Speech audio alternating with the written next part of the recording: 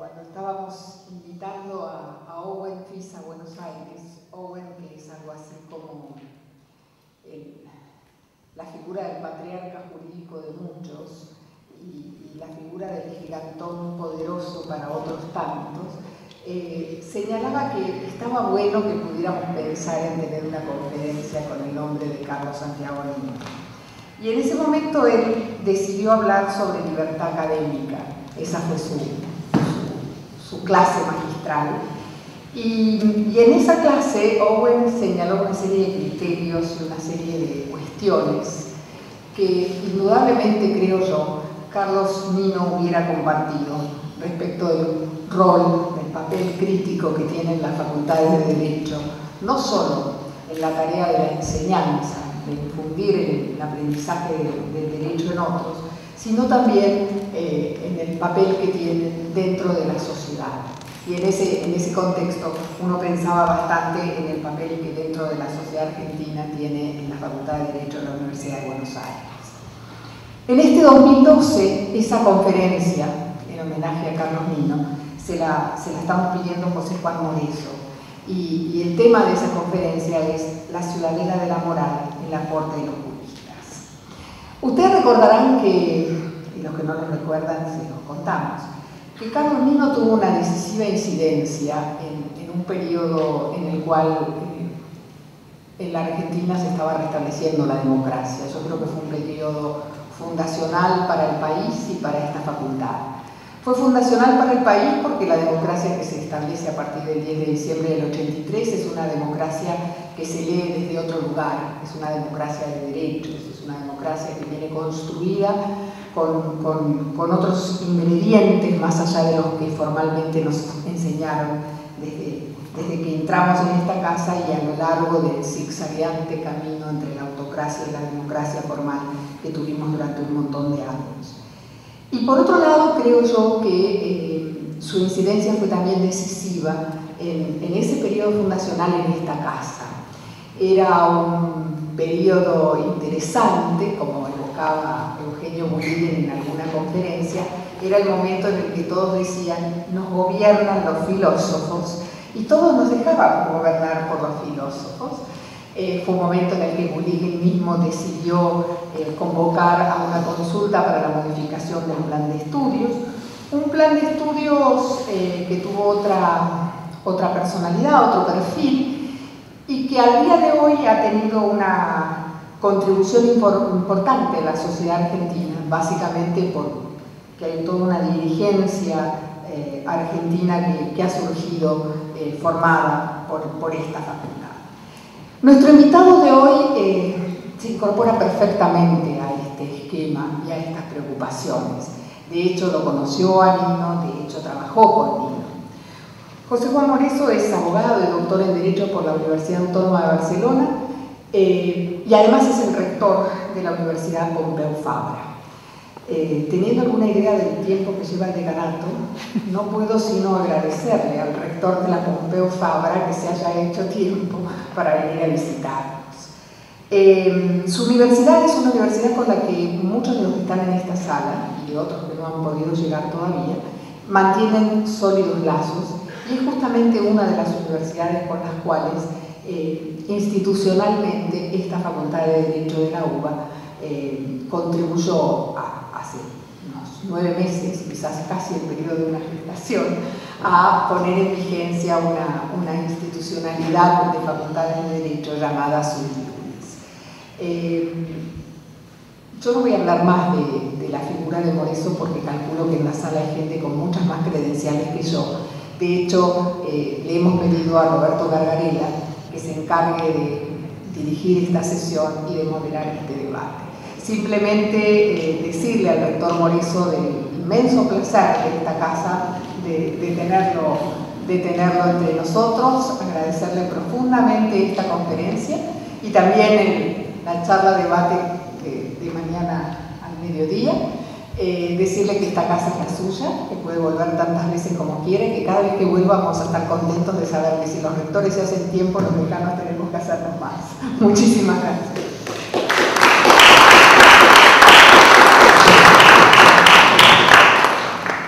Bueno, gracias por la invitación a presentar al amigo Moreso. Y yo simplemente quería hacer unas palabras introductorias de 2 minutos y luego coordinar en todo caso la sesión. José Juan Moreso es doctor en Derecho, ha obtenido su doctorado en España, en la Universidad Autónoma de Barcelona, ha ejercido la docencia allí, también en la Universidad de Gerona, en universidades extranjeras, en la Universidad de Génova, ha hecho estancias postdoctorales en Oxford, en Génova, entre otras, ha recibido un honoris causa de la Universidad de Valparaíso, y hoy lo hemos invitado aquí para que presente la tercera de las sesiones en homenaje a Carlos Mina, luego de 12 grandes ilustres visitantes como Ronald Gorky y Owen Fish, así que te consideramos José Juan en la línea de estos juristas. José Juan se ha especializado en una diversidad de áreas vinculadas con la filosofía del derecho, la filosofía política, incluyendo, digamos, filosofía del lenguaje, de interpretación, argumentación jurídica, de la democracia, metaética. Yo tuve la oportunidad de conocerlo con algunos de los aquí presentes, como Gabriel Bouzat y Marcelo Alegre, en el año 90, cuando José Juan hacía su primera estancia larga en Argentina para trabajar junto con Carlos Nino y Eugenio Bulín, y se acercó a lo que era en ese momento el Centro de Estudios Institucionales. A muchos de nosotros nos daba algo de vergüenza verlo llegar allí con un centro que en parte se caía a pedazos, se nos cortaba la luz, un perro aparecía por allí desparramando los papeles, las impresoras que no andaban, los sueldos que no habían pagado, digamos, pero estábamos todos entusiasmados y orgullosos de tener gente como él allí. Y desde allí José Juan estrechó vínculos académicos con Argentina y vínculos de amistad con muchos de nosotros que todavía, después de tantísimos años, se mantienen. No solo, además, destacaría el trabajo que José Juan ha hecho académicamente, sino además el trabajo que ha hecho en la gestión y ha mostrado en todos estos años que lleva de gestión, primero digamos, como decano, como rector, en este caso en la Universidad Pompeu Fabra, digamos, y ha sabido llevar de la mano las tareas de gestión, digamos, pesadas y densas, con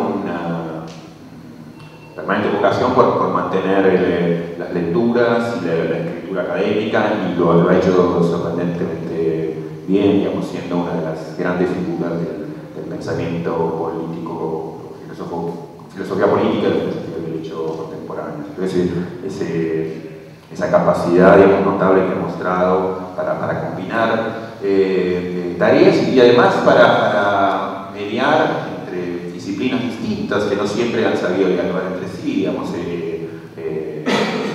Venimos ahora de un seminario que se hizo en Córdoba, en homenaje al profesor Caracciolo, y José Juan siempre allí volvió a reiterar, digamos, esa capacidad notable para hablar a públicos diferentes y poner juntos, digamos, disciplinas que no siempre saben hablarse entre sí. Entonces, simplemente recibirlo, José Juan, agradecerle que haya venido y digamos, la enorme gratitud de tenerlo acá y la amistad que lleva conmigo y con tanta gente que está aquí presente. Bueno, gracias, José Juan, y tengamos. Muchas gracias, decana, muchas gracias, Roberto, amigo.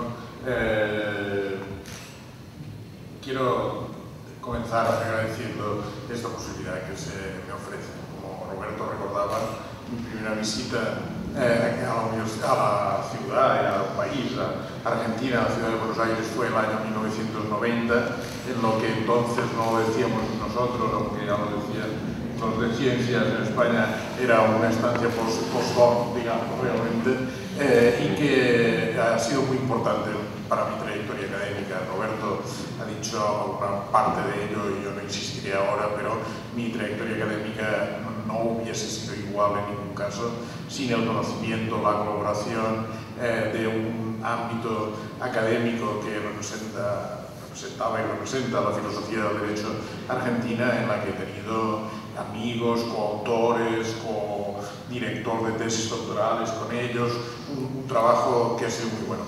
Ese tiempo de postdoc, yo trabajé, como decía Roberto, con Eugenio Bulín y Carlos Santiago Nino en el Centro de Estudios Institucionales en la calle de Morro, entonces entonces, y tengo un recuerdo magnífico de Carlos Nino, con lo cual para mí es un honor inmenso dar esta conferencia a Carlos Santiago Nino, además de conferencia que hasta ahora han dado Ronald Working y Owen Fisk, que esto más bien digamos, impresiona, pero estoy muy contento por eso, porque Carlos Santiago Nino fue un grandísimo filósofo del derecho, que ha influido muchísimo sobre nosotros. A veces, hablando, puede ser con Roberto, puede ser con Pablo Navarro, puede ser, a veces recordamos, recuerdo con Alberto Alsamilla, que era quien lo invitó al principio y murió joven, como Carlos unos años después. A veces nos acordamos y decimos, ¿no te acuerdas esto que nos preocupa tanto ahora? Lo decía Carlos Nino en el seminario del año 91. Y esto es la verdad. Carlos Nino era capaz de producir las ideas más interesantes, de llevarnos a los debates que realmente eran importantes. Con lo cual, para mí, lo digo verdaderamente, es un honor poder contribuir con mis ideas a esta conferencia, Carlos. La conferencia tiene por título La ciudadela de la moral, la ciudadela de la moral en la corte de los juristas. Creo que será claro por qué en la explicación, en la presentación que voy a hacer. Es un hecho habitual, y voy a comenzar así, que algunos textos jurídicos usan términos valorativos, términos con una gran carga moral, a veces llamadas en determinado derecho público, llamados conceptos jurídicos indeterminados, a veces términos de valor, a veces estándares, pero es un hecho normal. No un hecho, como algunas veces se piensa, de las constituciones recientes, sino un hecho del derecho a siempre, pero el derecho de la modernidad. Estos conceptos están en nuestros viejos, ya hablábamos que en Argentina está un proceso para renovarlo, para promulgar uno nuevo, pero viejos conceptos de nuestro derecho privado, como buena fe, diligencia por padre de familia, etc. Estos ya son conceptos valorativos. Pero esta polémica ha adquirido un interés mucho mayor cuando las declaraciones de derechos y las constituciones del siglo XX, que incorporan declaraciones de derechos, incorporan conceptos que son más densos valorativamente todavía que estos, como dignidad humana, igualdad, prohibición de tratos inhumanos o degradantes. Yo voy a hacer una presentación que propongo preguntarnos si la incorporación de estos términos en nuestros textos jurídicos, en nuestras constituciones, en este caso, comporta la necesidad de la argumentación moral para la aplicación del derecho. Si esto representa que el derecho ha de ser aplicado en estos supuestos usando la argumentación moral. Esta es una cuestión discutida en los últimos años por los teóricos del derecho y creo que merece la pena prestarle un momento de atención. Voy a comenzar con un caso hipotético, tres contemporáneos, y así lo titulo el epígrafe, y una de Romanos, que es como es una canción de este, pues una de Romanos. Voy a tratar de presentarlo de este modo, atendiendo a la prohibición de tratos inhumanos y degradantes. Bueno, el caso hipotético es un caso de ficción, de una novela que se llama Una investigación filosófica, de un autor inglés que se llama Philip Kerr, que es una novela, en fin, una novela policíaca, digamos, una novela no filosófica, aunque tiene este título por razones que no desvelaré por si alguno quiere leerla. Se imagina el Londres entonces del futuro, pero debía ser el Londres de 2012 o 2014, o algo así, o sea, Londres de ahora ya 2013, ahora porque yo aquí en 2013 lo tengo anotado, que se ha convertido en una ciudad muy insegura y donde ha aumentado muchísimo la delincuencia. Las autoridades deciden, también a la vez ha habido un avance de la ciencia médica hasta el punto que han conseguido que la inducción del coma sea reversible. Es decir, se puede inducir el coma a una persona y revertirlo a la vida normal. Entonces se plantea y se decide sustituir las penas privativas de libertad de cárcel por las penas de lo que llaman coma punitivo. ¿Con qué argumentos? Más barato, no hace falta vigilar a estas personas, no hace falta tenerlas tranquilamente lugares donde no se llaguen, etc., pero no hace falta más que esto. Entonces, en la novela surge la cuestión de si esta sería un trato inhumano y degradante o no sería, si era una pena cruel en los términos de la prohibición de la enmienda octava de la Constitución de Estados Unidos. Esto se plantea en la novela. Es una pregunta. La primera pregunta, el caso hipotético, es ¿con qué argumentos podríamos determinar si el coma punitivo sería una pena excluida por la Constitución española, en concreto el artículo 15, prohíbe los tratos inhumanos o degradantes, o el artículo 5 de la Declaración de Derechos Humanos lo prohíbe. Este ejemplo lo digo porque creo que fue en Buenos Aires donde yo lo escuché curiosamente. Este ejemplo no es mío, el primero que lo usó es Juan Carlos Bayón, y si no me falla la memoria, en la Facultad de Derecho de la Universidad de Buenos Aires en 1996. Vayamos ahora a un caso real, a tres casos reales en realidad. En España se ha discutido varias veces acerca de si la prohibición de tratos inhumanos y degradantes excluye o no determinadas medidas penitenciarias habilitadas a veces por la Ley General Penitenciaria, a veces por el Reglamento Penitenciario. Por ejemplo, principio, la sentencia del Tribunal Constitucional en este sentido, el Reglamento Penitenciario de hace algunos años preveía una sanción interna en los centros de reclusión, en las cárceles, de aislamiento, de reclusión en celda aislada. Algunos cometían determinados comportamientos en la cárcel, podían ser castigados hasta 15 días de reclusión en celda aislada.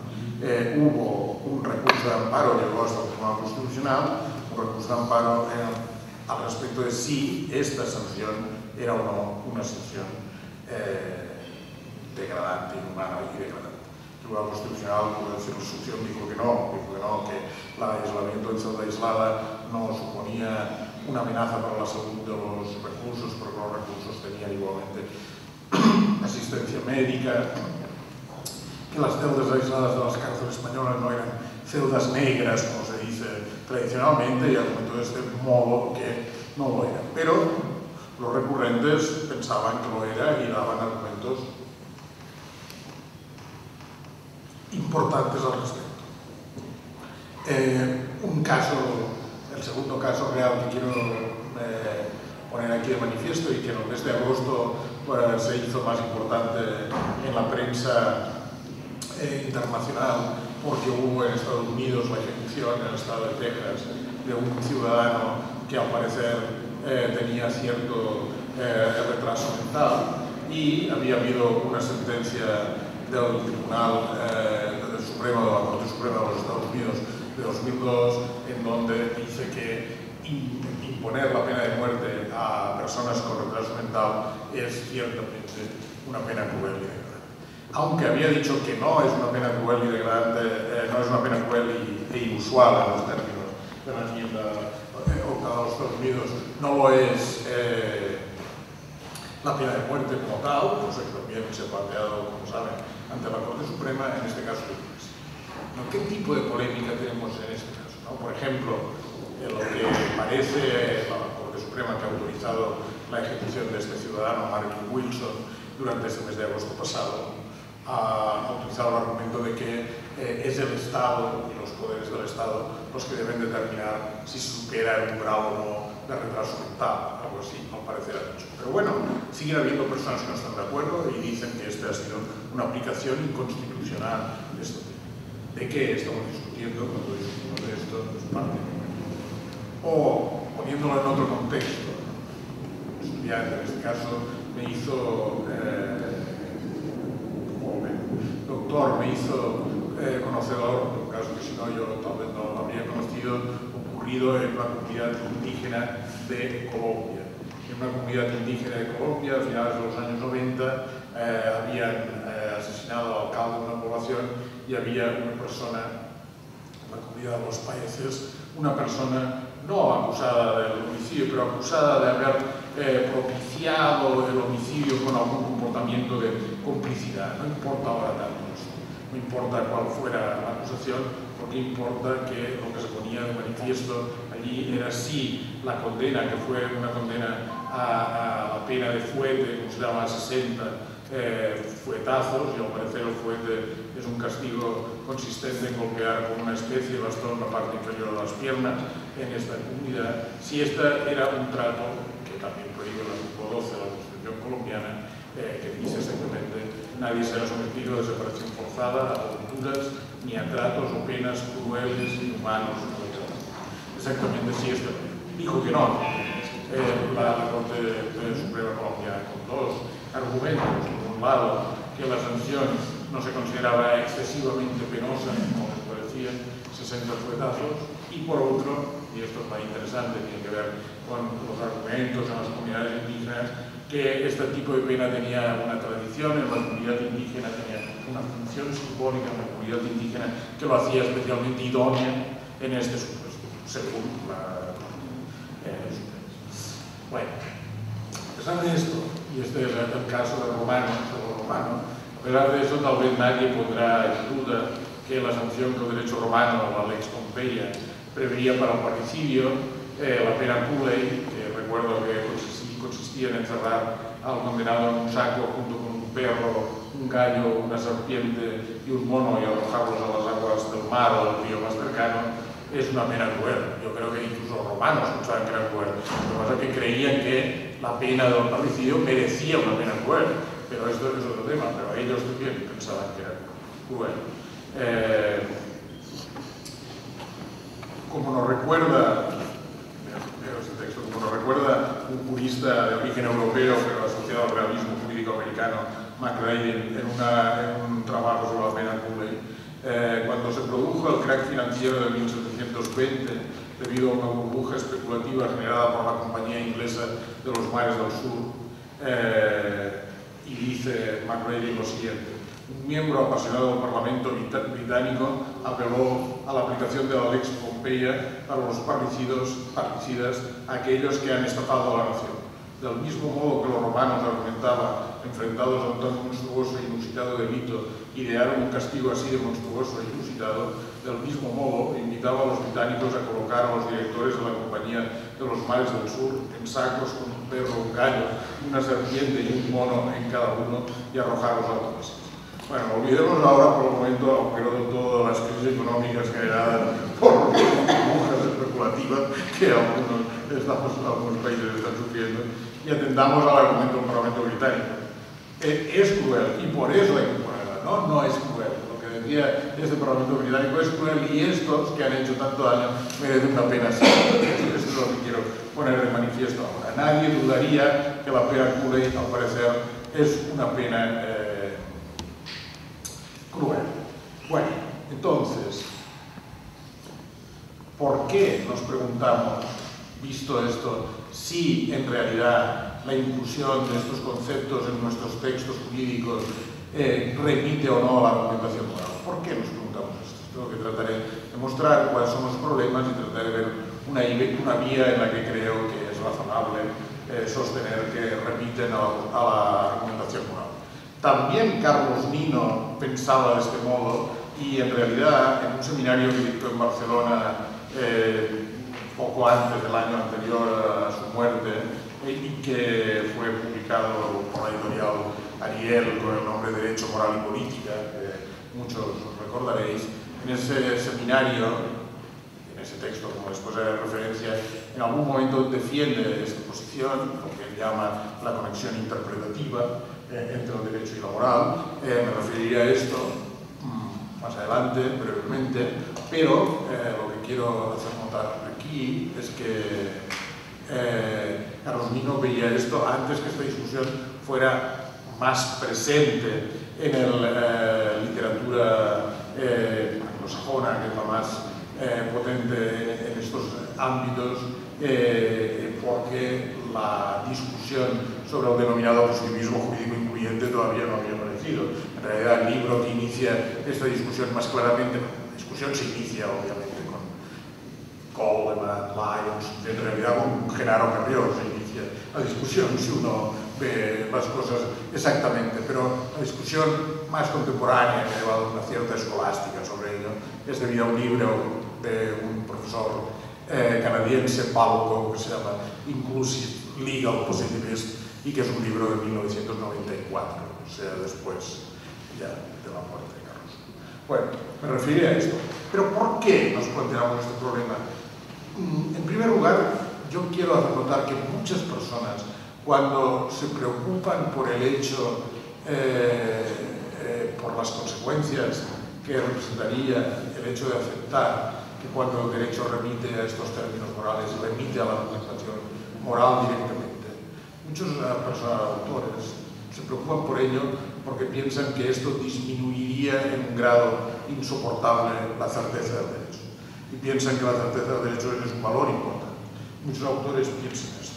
Esto es verdad, está en la tradición, la certeza del derecho es un ideal de la Ilustración, claramente, un ideal de la Ilustración desde Beccaria a Bentham, digamos, es un ideal, y es un ideal que leyes claras y precisas son más respetuosas con nuestra autonomía.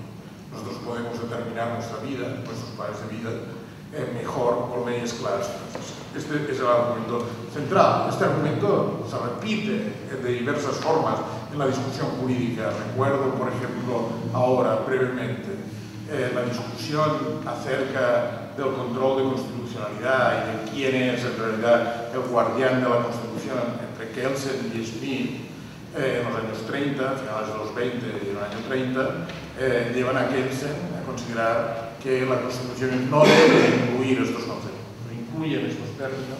Todas las constituciones son demasiado indeterminadas y tan poder, así lo dice Kelsen en su trabajo sobre el control de constitucionalidad, un poder insoportable a los jueces, un poder a los jueces insoportable, que con ello podrán decidirlo. Y bueno, esta es parte del positivismo jurídico, ha hecho referencia también Roberto, estos días hablábamos en parte de esto en Vaquerías en homenaje a Ricardo Grancho, ¿no? Esto ha hecho que una parte del positivismo jurídico contemporáneo, el llamado positivismo jurídico normativo, insista en la necesidad de que nuestros textos jurídicos sean precisos y no remitan a estos conceptos.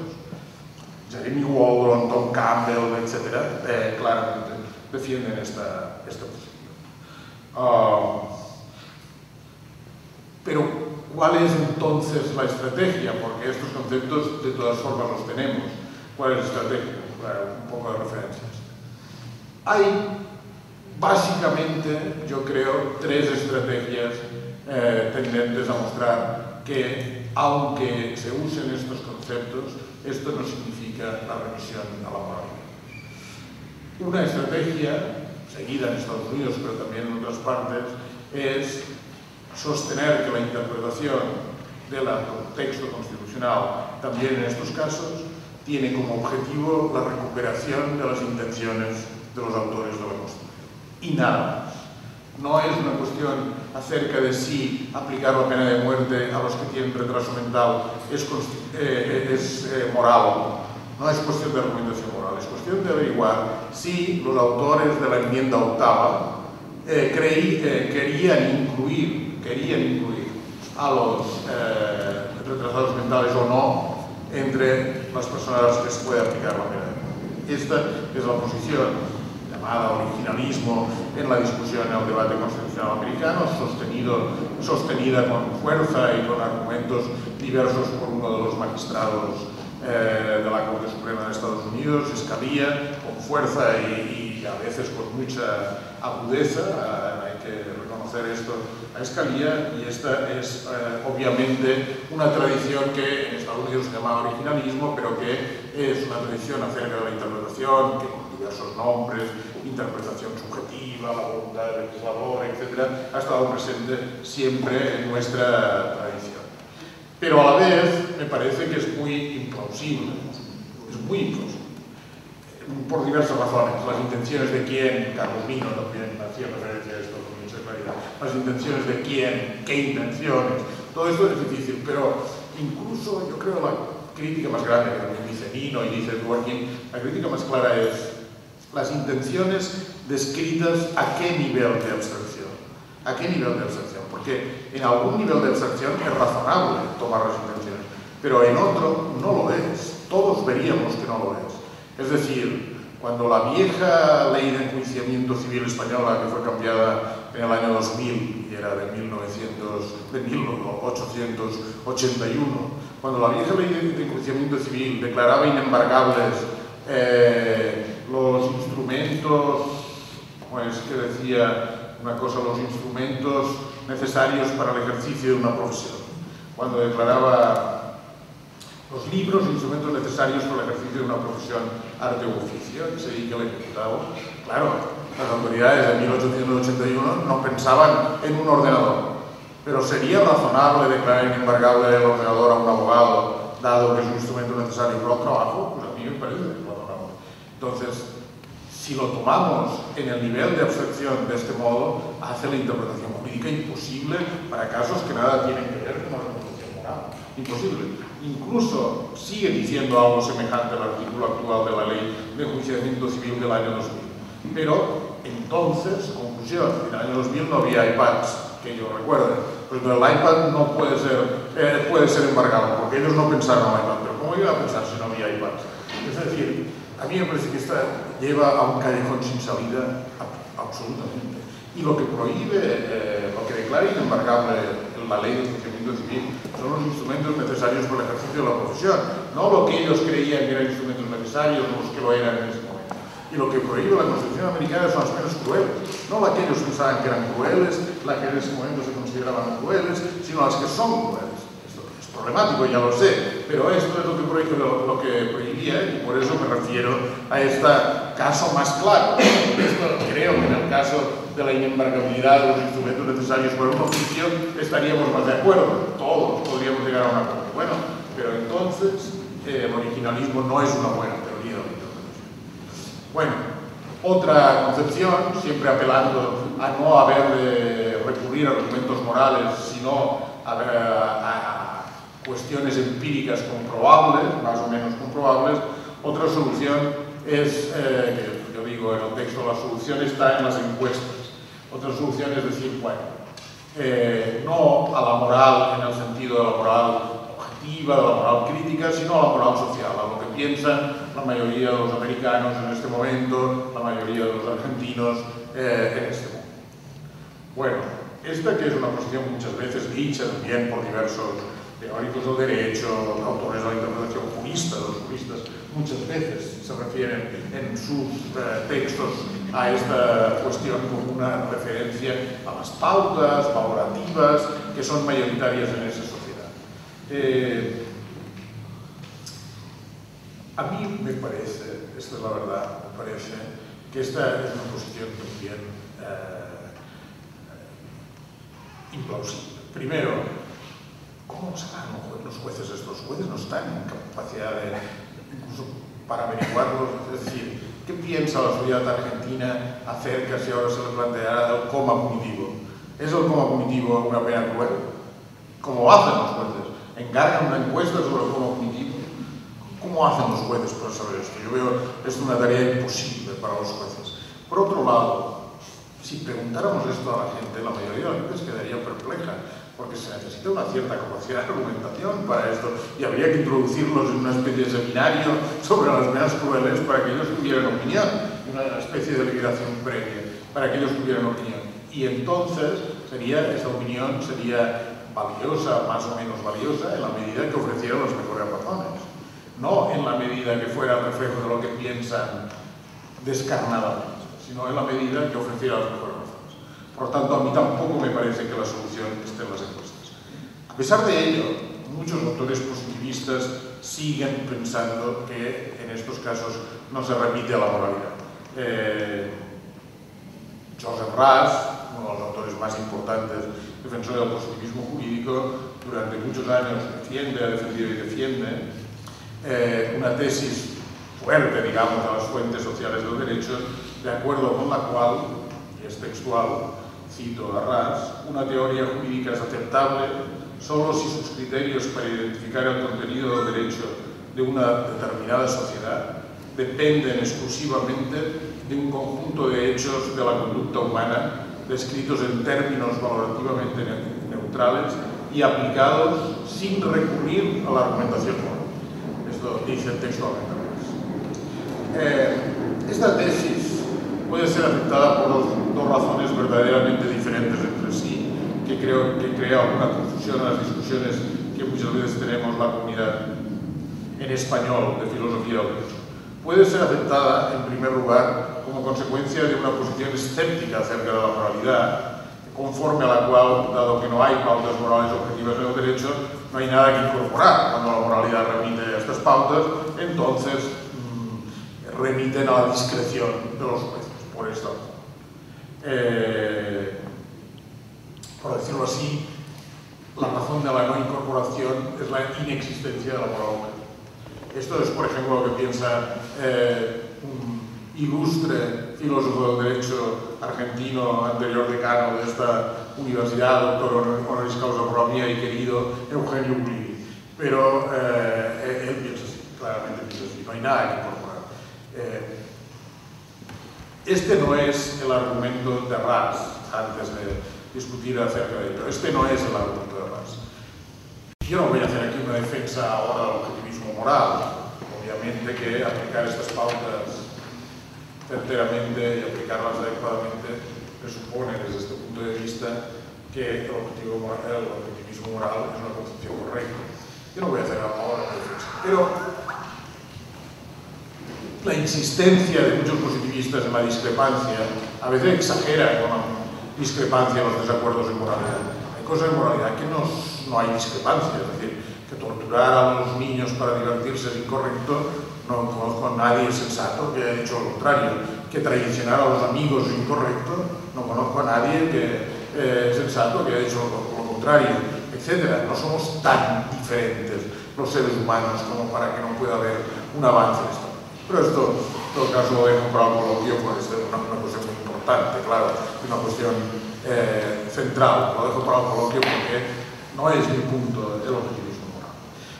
Quiero, en cambio, hacer notar que este no es el argumento de Ras, y esto debe ver claro a veces Bulín cuando explica estas cosas, dice Ras no es de verdad un positivista, porque no es el argumento de Ras, para nada. Ras cree que hay argumentos objetivos en materia moral, cree, y lo ha dicho, lo ha escrito, que no es verdad que siempre haya más discrepancia moral que en cuestiones jurídicas, que este no es el punto, no es un punto, sino cuál es el punto de Ras y de muchos que han seguido a Ras en esto, como por ejemplo Shapiro, antes me decían que habían hecho un seminario sobre legality, Shapiro, Marmor, etc. Un núcleo de personas que están en torno a Ras defienden esta posición.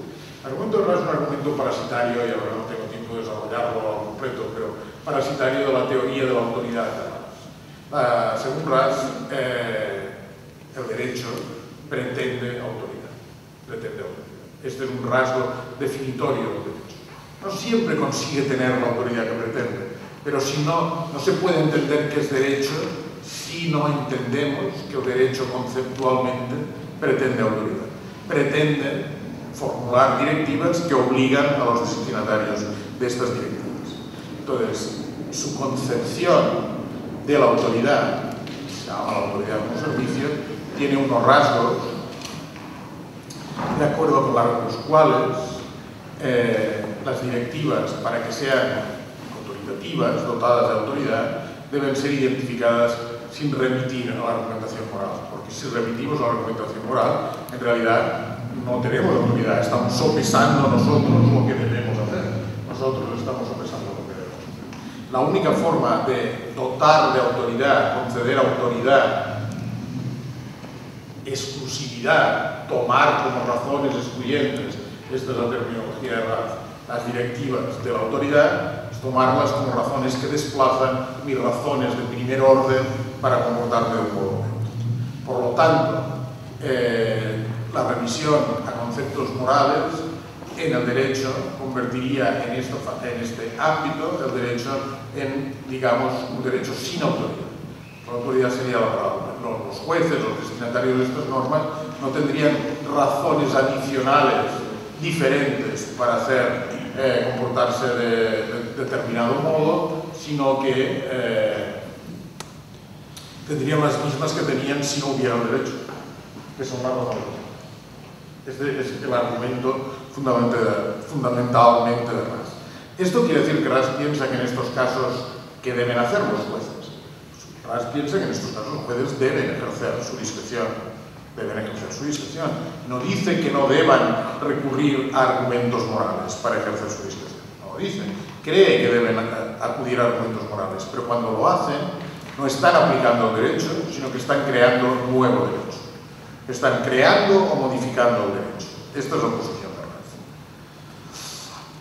Esto conlleva, obviamente, leo un texto, por ser claro, un texto de Authority of Law, que es donde desarrolló por primera vez estas ideas Joseph Ras en un libro que recoge determinados ensayos de 1971. Nunca se ha, digamos, arrepentido o parecer retractado esta frase, pero esta es una frase muy clara al respecto que muestra por qué a mí me parece no del todo satisfactoria esta posición. Supongamos, dice Ras, por ejemplo, que según el derecho los contratos son válidos solo si no son inmorales, como dicen muchos de nuestros códigos civiles de uno u otro. Cualquier contrato puede ser considerado prima facie válido si se conforma a las condiciones neutras valorativamente establecidas jurídicamente para la validez de los contratos. Ahora bien, la proposición es jurídicamente concluyente que este contrato es válido, no es ni verdadera ni falsa hasta que un tribunal dotado de autoridad determina su validez. Esta es una consecuencia del hecho según el cual, por la tesis de las fuentes, los tribunales tienen discreción cuando son requeridos a aplicar consideraciones morales. Esta es una posición muy extrema. Uno de sus discípulos, Timothy Endicott, ahora decano de Derecho en Oxford, tiene un trabajo sobre este pasaje que se llama The Surprising Part. The Surprising Part. Y lo cuenta divertido. Dice que él compró, cuando llegó a Oxford, en Oxford se suele hacer, una copia o un ejemplar de The Authority of Law en second hand y al lado de este pasaje, el estudiante primero que tuvo el libro había puesto los signos de admiración. The Surprising Part. ¿Cómo puede ser que esto sea? Entonces esto le llamó la atención a Endicott. The Surprising Part. Bueno, es la parte sorprendente realmente, porque esto conlleva que en muchos de los casos que discutimos los juristas continuamente, en realidad el derecho no requiere nada hasta que no lo deciden los jueces. Esto parece absurdo. Pongamos el caso de Texas, que decía el ciudadano Mario Wilson. No sé por qué discutimos. Si Ras tuviera razón, la Corte Suprema ya decidió. Pues ya decidió. Esta sería la solución. Esta sería, según dicen, esta sería la solución. El derecho americano requiere esto. ¿Por qué seguimos preguntándonos sobre si la decisión de la Corte Suprema de no suspender la ejecución del ciudadano Wilson es un comportamiento de acuerdo con la Constitución? Porque no estamos de acuerdo con esto. No estamos de acuerdo que se aplique la decisión así. Porque si no, sería incomprensible. Bueno, entonces nos queda una posición que acepte que en estos casos, al menos en estos casos, no podemos hablar después acerca de ello, pero al menos en estos casos, cuando el derecho remite a la moralidad, usa conceptos morales, remite a la moralidad, y es la moralidad la que debe ser aplicada. Antes de explicar un poco esto, que es la posición del llamado positivismo jurídico incluyente y que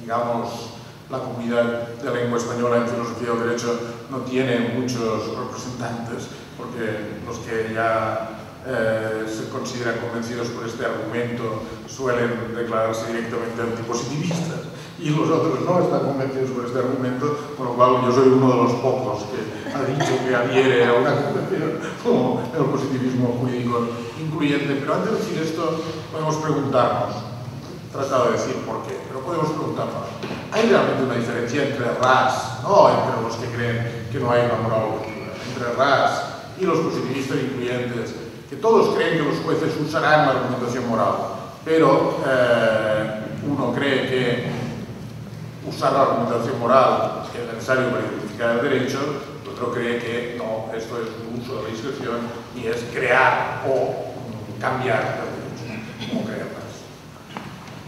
Coleman algunas veces ha dicho tal vez no hay tanta diferencia en esto porque podríamos acudir a una distinción que también formuló Ras y entre nosotros formuló Pulin entre validez y aplicabilidad, validez entendido como pertenencia y aplicabilidad de las normas.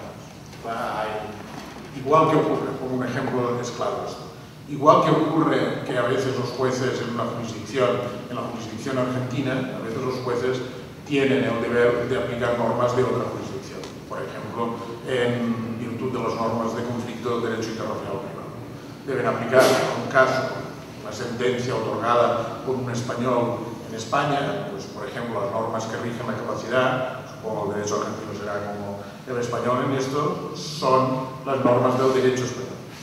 Si un español otorga testamento en Argentina, las normas que rigen la capacidad son las normas del derecho español. No es necesario decir por esto que las normas del derecho español pertenecen al derecho argentino, porque entonces tengo un problema para explicar la competencia de los órganos legislativos, etc. Basta decir que aunque la norma del derecho español que regula la capacidad de los que otorgan testamento no es parte del derecho argentino, es aplicable en el derecho argentino en virtud de la norma del Código Civil argentino que así lo establece. Esta sería una solución posible. Entonces uno podría decir, lo mismo ocurre con las normas morales. Las normas morales no son parte del derecho, como quiere Ras, sino que los jueces deben aplicarlas en virtud del uso por el legislador de conceptos morales. Y esto mostraría que la polémica era una polémica de palabras, en realidad. Yo, la verdad, al principio cuando comencé a leer esta literatura, creía que era una polémica de palabras, incluso escribí en algún lugar, hace años lo escribí en algún lugar. Pero ahora creo que no es una polémica de palabras, porque hay el tema de la discreción. El punto de Ras ahora no importa tanto si la van a varios pertenecientes o aplicables. Lo que importa es que para Ras, cuando los jueces hacen esto, crean derecho y cambian el derecho. En cambio, nosotros no diríamos que cuando un juez argentino aplica las normas del Código Civil español a un testador en España cambia el derecho argentino. Esto no diríamos en ningún caso, no cambia el derecho argentino, está aplicando el derecho argentino. Claramente está aplicando el derecho argentino que le obliga a aplicar el derecho español. Por lo tanto, no, la polémica no es una polémica de palabras. Hay un punto, este punto en el que insiste Ras de la discreción, tiene que ver con su doctrina de la autoridad. Si queréis, después hablamos de esto. La autoridad de Ras es una doctrina muy sofisticada, la más sofisticada que tenemos de doctrina de la autoridad. En mi opinión, la más sofisticada que tenemos. Pero, como dice Dworkin en algún momento, ¿por qué vamos a aceptar una doctrina de autoridad que produce consecuencias tan implausibles? No sé, creo que lleva razón. ¿Por qué aceptar una doctrina de autoridad? Ahora, Ras podría contestar, y esto también es verdad, bueno, ¿y cuál aceptamos? Sustituyemos por otra, pero ¿cuál es esta otra? Y esta otra no está a disposición en el mercado de las ideas. Pero bueno, no está claramente, obviamente que hay intentos del mismo Nino, tiene una concepción de la autoridad diversa, pero no está claramente a disposición. Bueno, no, quería hacer notar que no es una cuestión, por lo tanto, digo, de palabras. Entonces, la concepción, digo, de los positivistas incluyentes es que en estos casos la moral se incorpora al derecho. En virtud de estas cláusulas, la moral se incorpora al derecho. Como perteneciente o como aplicable, pero se incorpora y hace que sus comportamientos ya no sean, digamos, no sean impredecibles totalmente. Si ahora el legislador argentino dictara estableciera una sanción como la pena Cooley, la Corte Suprema Argentina diría, y si no todos diríamos que se equivoca, que esta es una pena inconstitucional. Y esto todos vemos claramente que las cosas son así, al menos lo vemos en algunos supuestos. ¿Cómo es en los supuestos en los que discrepamos? Bueno, no me parece una mala idea que en los supuestos que discrepamos consideremos que nuestra discrepancia está sometida a aquel que tenga mejores argumentos morales. Esto parece que es a lo que nos lleva la Constitución, aquel que sea capaz de reconstruir aquellos que son los fundamentos morales de nuestros textos constitucionales. Matizaré un poco esto a continuación, pero esto es otra cosa. Un breve paréntesis sobre Nino y este libro, Derecho, Moral y Política. Nino tempranamente había visto que la polémica de la tesis de la conexión necesaria o no entre el derecho y la moralidad, que Hart había pensado que era la tesis central del positivismo jurídico, era una tesis que encerraba muchas tesis, que no era solamente una tesis. Nino, por ejemplo, explora en este libro 3 conexiones posibles entre el derecho y la moralidad. Una conceptual, una justificatoria y una interpretativa. Por ejemplo, ve claro, y creo que lleva toda la razón, que hay una conexión justificatoria necesaria entre el derecho y la moral. Las decisiones de los jueces afectan a terceros y tienen, por lo tanto, trascendencia moral. Entonces, las decisiones de los jueces no pueden estar basadas solamente en el hecho de que existe una norma jurídica que ha dictado una autoridad que le obliga a dictar esa sentencia. Tienen que estar basadas en alguna cosa más. Yo he puesto una cita en mi texto de Nino con la que estoy de acuerdo. No existen razones jurídicas, decía Nino, que puedan justificar acciones y decisiones por independencia de su derivación de razones morales. Este es el punto.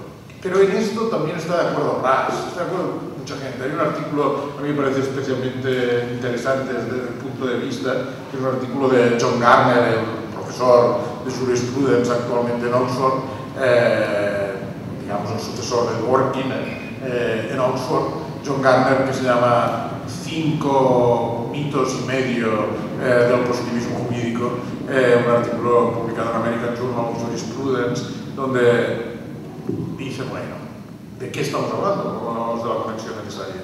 Porque hay aspectos en los cuales es claro que el derecho tiene una relación con la moralidad. Por ejemplo, que la existencia del derecho ante su ausencia en las sociedades tiene determinado valor moral, parece una tesis muy plausible. Es como si tiene siempre y en todo supuesto valor moral, esto es otra cosa, pero que tiene determinado la existencia del derecho, como si a mí me preguntaran, ¿la existencia de la amistad tiene un valor moral? Yo diría sí. Si no se comprende esto, no se comprende qué es la amistad. Si alguien no comprende que la amistad es una relación entre seres humanos que contribuye a su florecimiento y que por lo tanto está relacionado con nuestros presupuestos morales, no comprende qué es la amistad. Esto quiere decir que todas las relaciones de amistad, todas, son valiosas por Cristo. Puede ser que la relación de amistad entre Goebbels y Hitler fuera tan perversa que ya no tuviera valor moral. Puede ser. Yo estoy dispuesto a conceder que esto había perdido valor moral. Pero, en este sentido, de la conexión que es otro, en este sentido creo que hay cosas. Nino también dice, lo digo en pasar, Nino también dice, antes que Dworkin, por cierto, que no hay un solo concepto de derecho, sino muchos conceptos de derecho en ese libro. Y que en algunos hay más claramente conexión que en otros. Esto es algo que Dworkin ha dicho después más claramente en 2 trabajos incluidos en Justice in Roads. En los 2 trabajos, Nino siempre distinguía más, no sé si había 8 o 4 conceptos, pero Dworkin dice 4, pero esta pluralidad de conceptos de derecho es una idea que antes está en Nino que Dworkin. Pero lo que quiero referirme aquí, quería decirlo, no, porque yo he releído el libro y he visto muchas cosas interesantes. Lo que quiero referirme aquí, y al final diré otro, para concluir, lo que quiero referirme aquí es que Nino, en la conexión interpretativa entre el derecho y la moral, dice que hay una conexión ahí claramente, en virtud de la incorporación de estos términos valorativos y que la interpretación en estos casos necesariamente permite la moralidad. Esto Nino es muy claro en este punto. En este punto Nino defiende la tesis incorporacionista, claramente defiende la tesis incorporacionista. Bueno, termino con 2 cuestiones. La primera viene referida a tratar de contestar un argumento, usando también un argumento de Nino, tratar de contestar un argumento de los muchos que se han presentado contra esta tesis incorporacionista, por ejemplo, por los positivistas excluyentes como Ras, Marmor o Shapiro, pero también entre nosotros, pues, Juan Carlos Bayón, Jorge Rodríguez se ha referido a esto. Hay variaciones, pero hay un punto en esta tesis que podría ser como la objeción, podríamos llamarlo del slippery slope, como la objeción de la pendiente resbaladiza. La objeción es, dicho rápidamente, si se acepta que en estos casos, la objeción de Ras también de algún modo, se acepta que en estos casos el derecho remite a la moralidad, entonces la remisión a la moralidad va a ser incontenible y el derecho va a perder su capacidad de motivar los comportamientos, distinguir lo que es correcto o lo que es incorrecto jurídicamente, porque la moralidad va a invadir el derecho. Por esto digo el argumento de la pendiente resbaladiza. No va a haber modo de que nosotros seamos capaces de tener un instrumento que institucionalmente es valioso, que nos sirve para regir el comportamiento, porque no podremos ya distinguir qué casos son claramente incorporación de argumentos valorativos de los que no, y por lo tanto vamos a, digamos, caer en esta posición de otro argumento de Carlos Nino, como muchos recordáis, de superfluidad del derecho. Digamos, ya tenemos la moral, ¿para qué vamos a querer el derecho de superfluidad del derecho? Creo que esta crítica puede ceder, en parte, si aceptamos las razones articuladas por Carlos Nino acerca del razonamiento jurídico. Carlos Nino creía que el razonamiento jurídico había que concebirlo estructurado por dos niveles. En el primer nivel, en el nivel más básico, el derecho positivo que ha de ser aplicado ha de comprobarse si goza de un nivel aceptable o no de acuerdo con la moralidad, y ha de ser sometido a un primer filtro en este sentido. En el segundo nivel, una vez hemos aceptado que esto es así, el argumento jurídico, según Nino, usa esta expresión, tiene constraints, está constreñido, dice. Está constreñido, y en este nivel, puede ser menos de 15 minutos más. Y en este nivel, menos, gracias. Y en este nivel, decía, el razonamiento jurídico está constreñido, y entonces el razonamiento jurídico, digamos, debe seguir pautas que por razones institucionales impiden ya el acceso a la argumentación moral. Es obvio que muchos de nuestros instrumentos jurídicos tienen fundamentos morales. Por ejemplo, un instrumento que utiliza el derecho muy a menudo, que es poner plazos para presentar demandas, para realizar acciones, etc. Un instrumento como este responde a un fundamento moral, que es crear, digamos, la estabilidad suficiente de la práctica que llamamos el derecho y de las expectativas de los participantes en la práctica para no dejar siempre las cosas abiertas. Pero el juez no debe pensar en esto. Si el plazo para presentar la demanda es de 15 días y la presentó en el día 16, pues el plazo está presentado la demanda está presentada fuera de plazo y hay que rechazarla. Esta es la situación normal en muchos casos institucionales. Me olvida que a veces no me resisto de contar lo que una vez a un abogado español le preguntaron, ya que hablo de los plazos, le preguntaron, un gran abogado español, le preguntaron ¿cómo es que los abogados siempre presentan los escritos el día que vence el plazo? Y contestó, porque si lo presentamos al día siguiente no lo admiten a trámite. Bueno, esto tiene que ver con las razones institucionales a las que me refiero. Entonces, quiero decir, por un lado, esto es lo que quiero decir, por un lado, no debemos temer una invasión total de la moralidad. El derecho tiene estos niveles de muchos aspectos en que el derecho es opaco, algunos más que otros, pero es opaco las razones morales. Las razones morales son las que sirven en el primer nivel para justificar la institución de los plazos, pero no para decidir ahora si esta persona, bueno, en fin, hay que tener en cuenta que no sé qué le pasó. No, los plazos funcionan de este modo. Podría haber alguna excepción, no digo, pero en general funcionan de este modo. Y esto es lo que creo que Nino quería decir con estos dos niveles. Esto es un primer punto. El segundo punto que quiero hacer notar es que la estructura institucional también hace que las normas, la revisión a la moralidad de las normas no funcione igual en todos los niveles. Por ejemplo, los funcionarios de prisiones no tienen la competencia para preguntarse si es constitucional o no, para preguntarse sí, pero para obrar jurídicamente si es constitucional o no un reglamento penitenciario.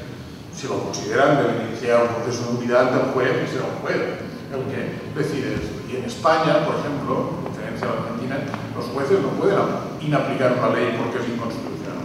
Como máximo pueden presentar lo que se llama una cuestión de inconstitucionalidad.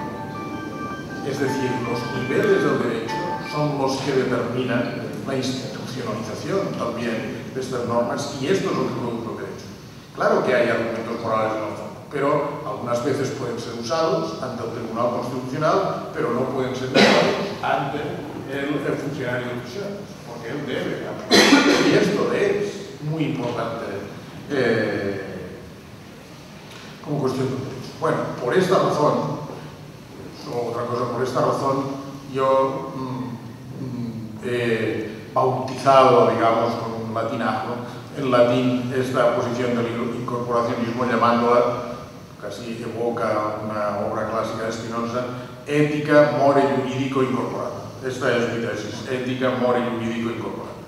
Pero quiero terminar haciendo referencia a una cosa que no he desarrollado aquí porque es parcialmente relevante, pero que merecería pensarla mejor, que es otra posición de Nino en este libro. Tal vez lo más original del libro de Carlos Nino, Derecho, Moral y Política, él estaba pensando en estas cuestiones, un libro anterior a la democracia deliberativa, etc., es que la conexión entre el derecho y la moral para Nino es el espacio.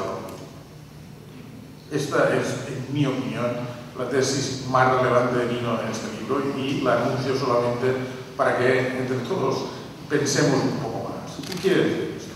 Pondré condiciones morales. El terreno en que nuestra vida queda más determinada es el terreno de lo que es facultativo moralmente, no de lo que es obligatorio o prohibido moralmente. El terreno de lo que es facultativo moralmente, ¿a qué me dedicaré yo? Decidí ser filósofo del derecho.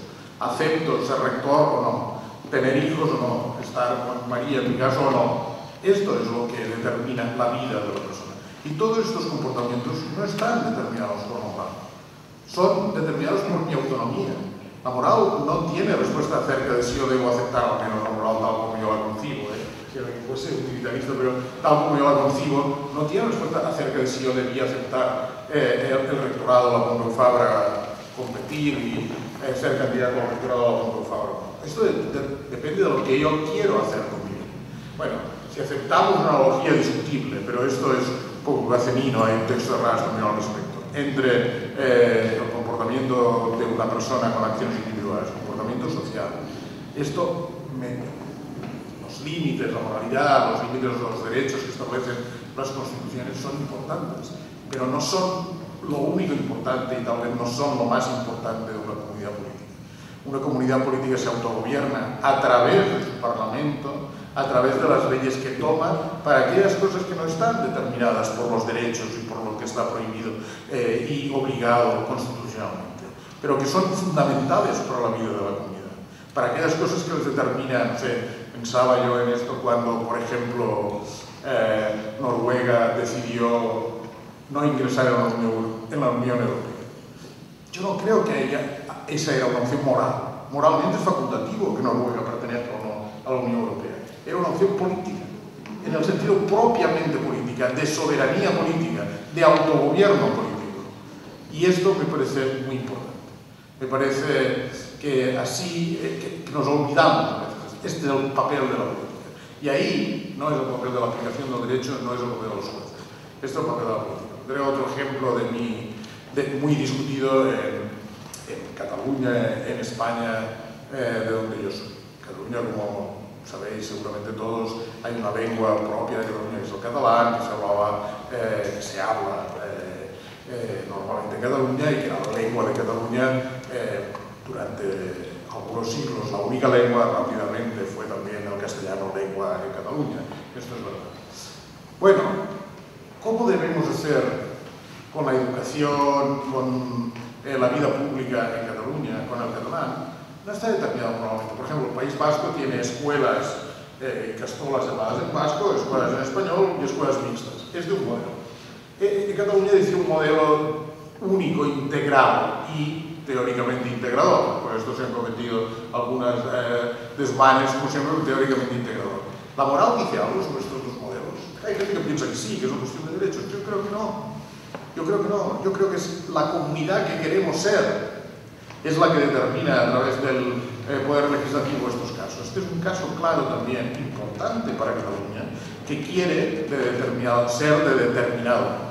Bueno, yo creo que esta es una contribución que valdría la pena pensar más, que hay espacio, y es muy importante, la evaluación moral, la aplicación del derecho por parte de los jueces, pero que eso no borra el espacio de la política. El espacio de la política, que es una reivindicación grande del libro en esto, es este espacio. Y esto permite dar sentido al derecho, porque si no, ¿cuál sería, digamos, la justificación? Algunas veces esto se oye en esta discusión. ¿Cuál sería la justificación del derecho? Pues el derecho es superfluo. Averigüemos cuáles son los comportamientos de acuerdo con los derechos y realicemos esto solamente. Pues creo que no. Creo que Nino lleva razón en que el ámbito de la política es este, y este ámbito, bueno, se enriquece, esta liberación, la teoría de la democracia, en la que yo no puedo entrar. Pero este es el punto, creo que esta reflexión final, digamos, de la importancia de la política sirve para comprender un poco mejor cuál es también el papel de la ciudadanía moral en la Corte de los Juristas. Muchas gracias.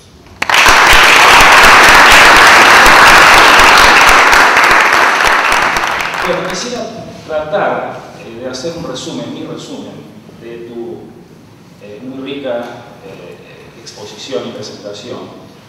Mi intento sería a través de 4 proposiciones. La proposición 1 es que los sistemas jurídicos pueden utilizar conceptos morales para formular sus normas y que de hecho lo hacen, es decir, que es una práctica común y frecuente en los sistemas jurídicos incluso contemporáneos.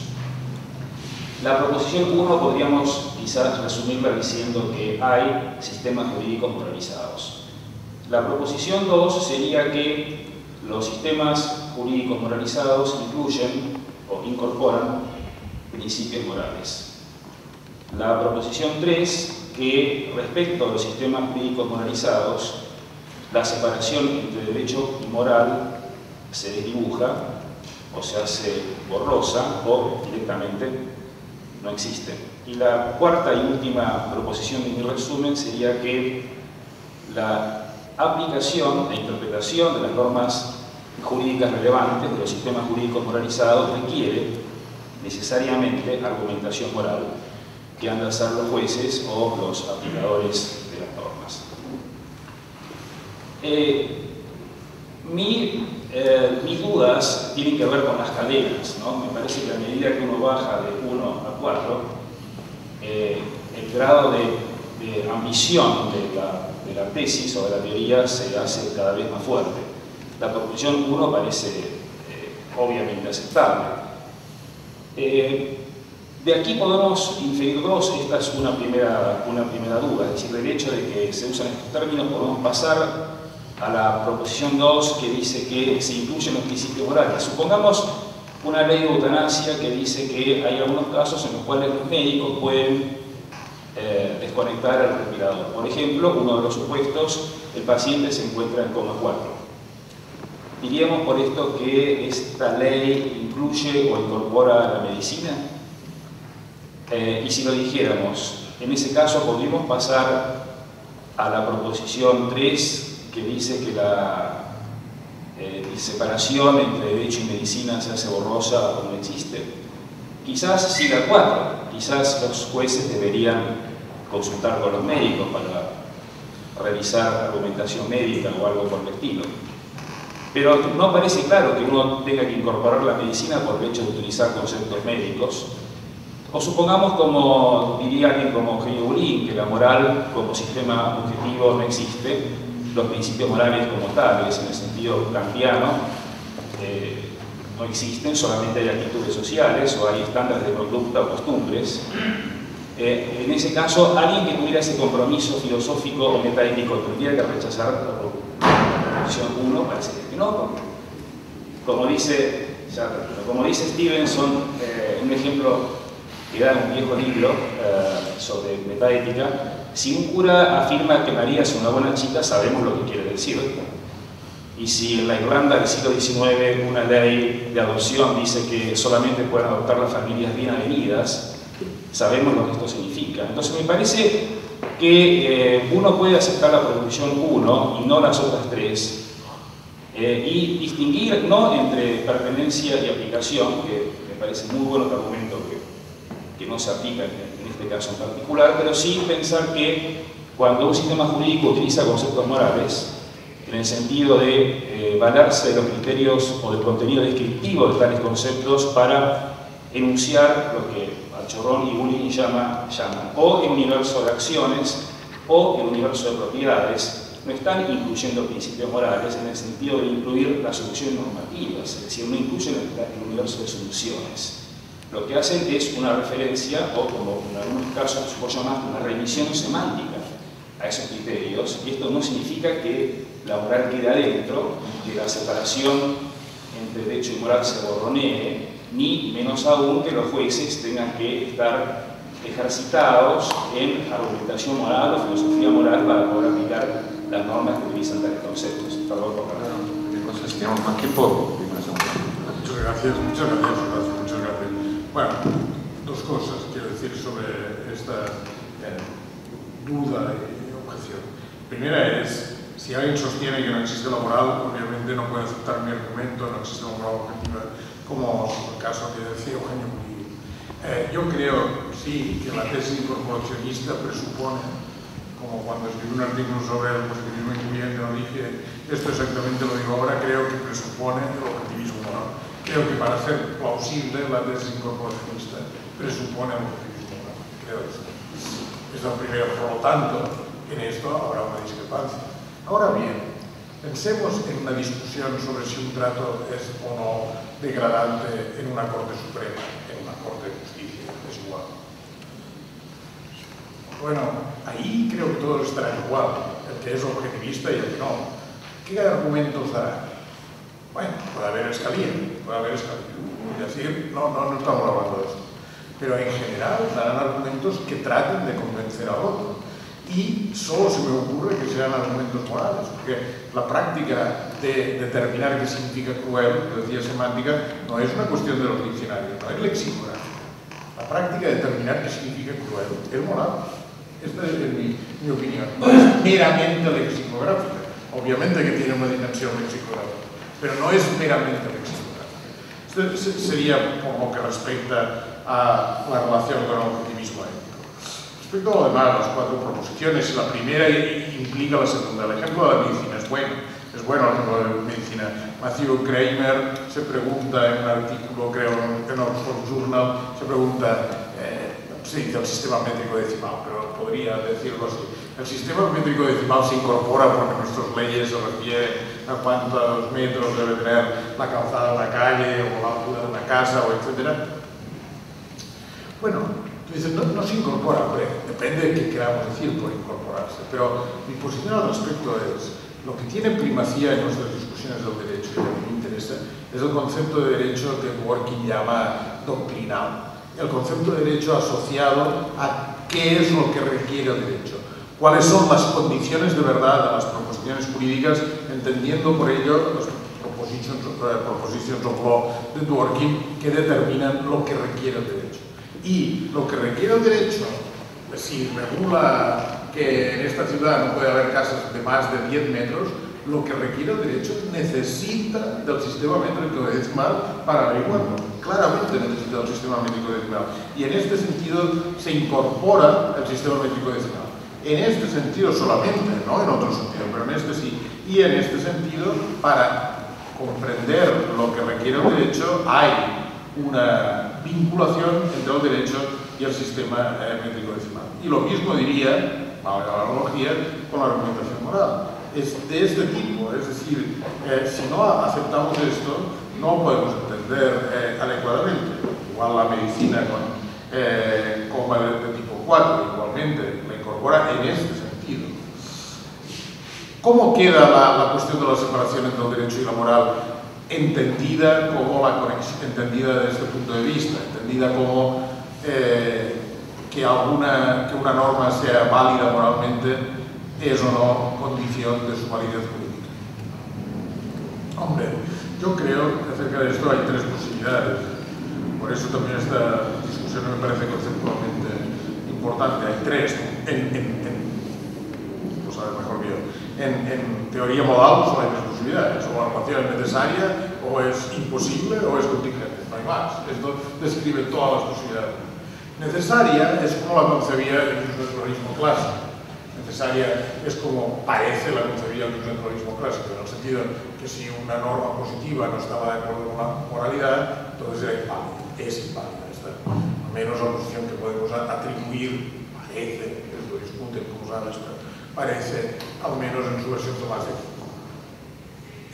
imposible es como la concibe Ras, por ejemplo. Es imposible la relación, porque nunca hay que identificar el derecho recurriendo a argumentos morales, nunca. Posible. Y como concibe el positivismo incluyente, es contingente, dependiendo de si hay estos elementos o no. A mí me parece razonable decir que en este sentido de conexión entre moral y derecho es contingente. Me parece razonable decir que en estos casos la conexión entre el derecho y la moral existe, conexión conceptual, efectivamente, y en otros casos no. Esta es la posición de Hart y la posición de Carrió, yo lo recuerdo, no es, en este sentido, no es novedoso. Cuando Carrió escribe, cuando Dworkin publica His Law, A System of Rules, Carrió responde en Principios Jurídicos y Positivismo, creo, se llama el trabajo de Carrió hace tantos años. Carrió decía esto. Carrió decía claramente, bueno, es contingente, depende. Hay veces que la práctica, digamos, recurre a la moralidad y en esos casos los jueces están moralmente obligados a decidir esto. Esto me sigue pareciendo. A ver, tenemos Pedro. Gracias, José Juan. Mi pregunta es muy concreta y tiene que ver con la última parte de tu exposición, esta de la vinculación del terreno de la política. Y tiene que ver con una preocupación que es el papel de la justicia en la política, de los jueces en la política. Me pareció inferir de tu cierre que dejas el terreno de la política al campo, digamos, legislativo, de los partidos, etcétera, como si fuera deseable o posible, no sé, me aclararás desde mi pregunta, que los jueces se mantuvieran al margen de ese terreno. Lo que me parece es que, siguiendo las premisas de tu propia exposición, en el momento en el que aceptamos la vinculación de moral con el derecho como tú la propones, se abre un espacio en el cual la justicia se vuelve un ámbito de decisión política relevante. Pongo un ejemplo. Por ejemplo, es fácil pensando en las penas inhumanas, inusuales, degradantes, que tienen un impacto relativamente individualizable a los casos concretos. Pero supongamos el supuesto de una norma que existe en muchas constituciones que establece que las personas tienen derecho a una vivienda digna y decorosa. Son dos conceptos de indudable, digamos, dimensión moral, susceptibles de múltiples interpretaciones, pero las decisiones vinculadas con esa norma tienen un impacto político relevante, política que cuenta, política que incide en presupuestos, en decisiones que inciden en la colectividad. Bueno, ¿cuál es tu posición frente a eso? Porque me parece que ahí se juega otra dimensión del asunto que a mí es la que me preocupa, porque más allá de la superficialidad puede convertir el derecho en un instrumento irrelevante en la dimensión. Hay tres preguntas más, al menos. A lo mejor tomamos una más ahora y después hacemos una ronda, si podemos, nos quedan 7 minutos. Una pregunta breve. Ok, breve. Está un poco vinculada con su respuesta a las observaciones de Spector. Y en definitiva me gustaría ver cuál es su criterio desde el punto de vista del positivismo, integración digital respecto del conflicto, porque hasta ahora toda su presentación tiene que ver, más que nada, sobre todo en el ámbito privatista, con remisiones que normalmente hay en los sistemas jurídicos a reglas morales o a la moral en forma genérica. ¿Qué pasa cuando hay un conflicto? Puede haber un conflicto entre los criterios morales de los jueces o del juez que tiene que resolver un caso y ciertas normas. Eso se puede plantear, por ejemplo, en lo que acaba de señalar o de preguntar mi antecesor, pero también se puede plantear con respecto a determinadas soluciones del orden jurídico que aparezcan a la vista de los tribunales como contrarias a ciertas reglas morales. ¿Qué pasa? Bueno, muchas gracias. Las dos cuestiones son muy importantes. Pedro, nos llevaría tiempo, pero anuncio que pienso, porque esto era solo una sugerencia para desarrollar. Yo creo que los jueces son los garantes de que las condiciones de la política sean las condiciones adecuadas, en el sentido que velen porque sea posible la participación de todos y se respeten los derechos. Y después es el ámbito, claro, ahora, ¿y los derechos sociales forman parte de las condiciones que los jueces deben acreditar, por ejemplo, en el caso de la vivienda digna? Hombre, yo diría, hay una parte que depende del diseño institucional, depende de cómo es el diseño institucional de cada lugar. Digamos, no sé, por ejemplo, conozco más España. En España el derecho a la educación es un derecho protegido totalmente, que si un niño se queda sin escuela, los jueces, un juez, no ha ocurrido nunca, que yo sepa, en España no ha hecho falta, pero el juez podría ordenar que una escuela aceptara al niño, podría ordenarlo y lo ordenaría, sin ninguna duda. Así es, porque está incluido en esta parte de la Constitución. En cambio el derecho a la vivienda digna, que lo dice también la Constitución española, como sabes, es un principio rector de la política económica que, bueno, algunas veces puede ser que el Tribunal Constitucional podría usar, y en esto soy partidario, podría usar, por ejemplo, una ley de presupuestos tan, digamos, drástica, y estamos en momentos que esto puede ocurrir, que dificultara totalmente el acceso a la vivienda de los ciudadanos, podría ser declarada inconstitucional. Creo que sí. Creo que hay argumentos para esto. No es que deje a los jueces fuera de este programa, creo que sí, pero no pueden conceder el derecho a la vivienda digna a un ciudadano porque no pueden institucionalmente, no porque haya nada en la esencia del derecho a la vivienda que lo prohíba. No tienen esta competencia los jueces en España, esta no la tienen. Con lo cual, tú me dices, la pregunta, no, digamos, primero, no restrinjo, como alguien podría pensar de lo último que he dicho, tanto como parecería la posición de los jueces. No, los jueces de cada sistema institucional tienen unos deberes, pero estos deberes yo los entiendo en el sentido fuerte de, digamos, garantizar los derechos de los ciudadanos. Ahora, quiero hacer hincapié en que después, muchas de nuestras discusiones, si una sociedad dedica más dinero a la sanidad o más dinero a la educación, si una sociedad preserva más una determinada forma de vida rural o apuesta más por una forma de vida urbana, si estas cosas son algo que los jueces están en una buena posición institucional para ello y que son decisiones que deben ser tomadas en la vida política, entendiendo por esto ahora la representación legislativa, la democracia. Esto quiere decir. Lo otro, bueno, mi posición personal, más allá de cómo sea el diseño institucional de los diversos sistemas jurídicos, que es distinto. Mi posición personal es que los derechos sociales en un grado determinado son condiciones necesarias igual que los derechos civiles. Mi posición es esta. No son, es decir, parece que hay una cierta, muchas veces ha sido dicho, una cierta inconsistencia en sostener que si no tenemos un conjunto de personas libres, de ciudadanos libres, con libertad de expresión y capacidad de reunirse y escuchar las opiniones de otras, no hay posibilidad para la democracia, y en cambio que si hay posibilidad de democracia si no hay un sistema de salud. Y la gente se puede morir. Me parece que esto es cinismo. A mí me parece cinismo, pero esto es una gran discusión y es controvertido y sobre esto no hay acuerdo, pero a mí me parece. Y no estoy diciendo que mi posición sea la posición de la política no debe ocuparse. Respecto a si hay un conflicto entre el derecho y la moral. A ver, yo aquí estaba hablando de cuál es lo que requiere el derecho. Siempre he hablado de lo que requiere el derecho. Si hubiese, a pesar de todo, yo things consider digo, como deberes concluyentes de un conflicto. El derecho exigiera algo contrario a la moralidad y esto de pasar a un juez tendría un problema de moral. No rebullo la pregunta. Creo que son posibles varias posiciones. Puede ser que el juez, considerando todos los factores relevantes, deba decidir a pesar de todo, como el derecho impone, aunque sea contrario a sus principios, porque esto tiene otras consecuencias beneficiosas que son más beneficiosas que las que resultarían de no aplicar la ley.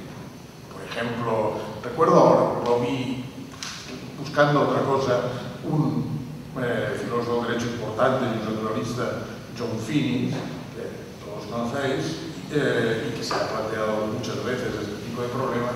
Es un artículo curioso que vi hace poco, que ha publicado una recopilación esta de no sé cuántos volúmenes de la filosofía del derecho de Finnis, en donde él se pregunta acerca de la plausibilidad de seguir lo que ha dicho, parece alguna encíclica papal incluso, acerca de lo que deben hacer los católicos que ocupan lugares de responsabilidad judicial, legislativa, en casos de abuso.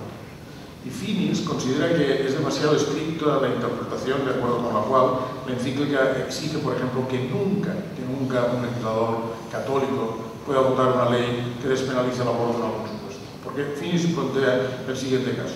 ¿Qué sucede si que está sucediendo ahora en España, por ejemplo? ¿Qué sucede si una legislación muy permisiva, ahora lo es la española, no tiene indicaciones y es hasta la semana 14, creo, sin indicaciones, una legislación muy permisiva es reformada por una legislación menos permisiva? Si los católicos pueden votar porque siguen siendo despenalizados al aborto, quedará en una situación peor que la de antes, que desde su punto de vista, que es la situación en que es más permisiva.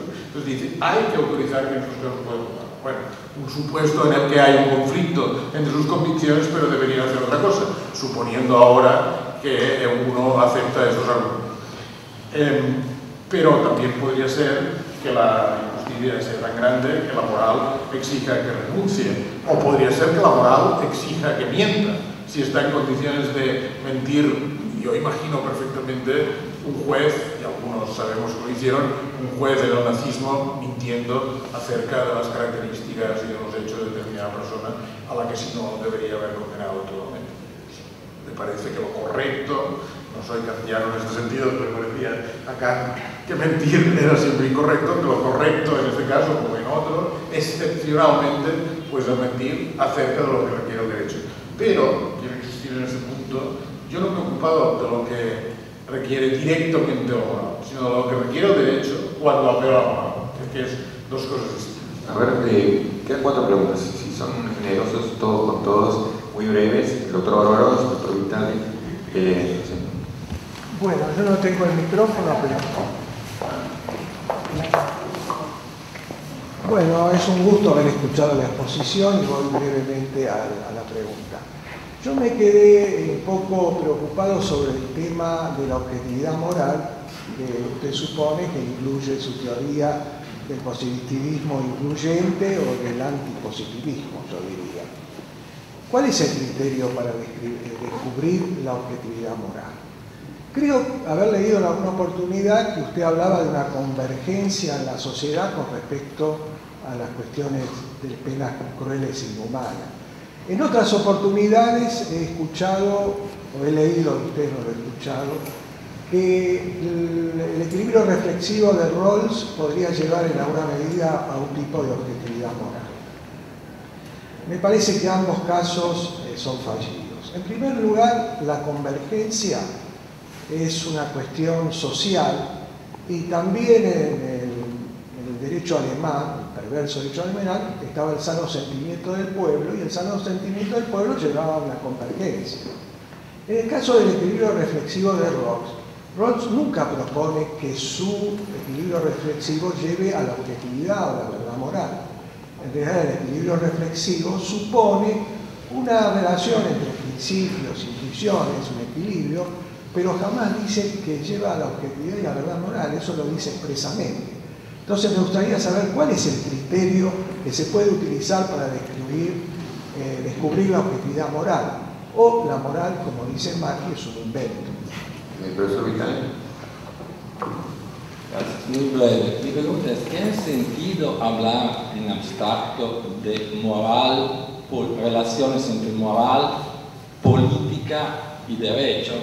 Porque a mí me parece que tú estás pensando sobre todo en una moral de procedencia ilustrada, contractualista, pero que yo comparto totalmente, pero me parece que no, los países no la comparten esa moral, ¿no? Entonces, ¿qué hacemos con los países que dan fuetazo, que otorgan la pena del fuetazo? Y hay formas, por ejemplo, de política que quitan completamente el espacio, sea la moral, sea el derecho, por ejemplo, el totalitarismo, y viceversa, ¿no? Hay formas morales que quitan el espacio al derecho y a la política, como la de las comunidades, los países, por ejemplo. Gracias. Brevemente sobre la objetividad moral todo. Bueno, trato de contestar ambas cosas. A ver, no, cuando yo me he referido a la convergencia, siempre lo he usado como un argumento contra la discrepancia, no a favor de la objetividad moral.